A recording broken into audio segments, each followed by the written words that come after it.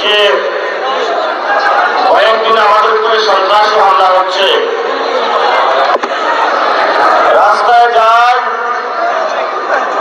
জনমানুষ আমাদেরকে দেখতে আসে, দেখার মধ্যেই কিছু গুপ্ত বিএনপি থাকে, এখন আমরা খুঁজে পাই না। বাংলাদেশে দুইটা দল গুপ্ত হয়েছে, একটা দল হলো আওয়ামী লীগ, আরেকটা দল হলো বিএনপি।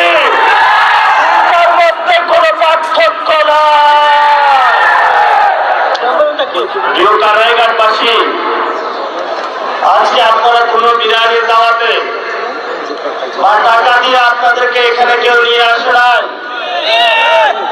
আপনারা এখানে উপস্থিত হয়েছেন। পথে অনেক সন্ত্রাসী ওত পেতেছিল, আমরা জীবনের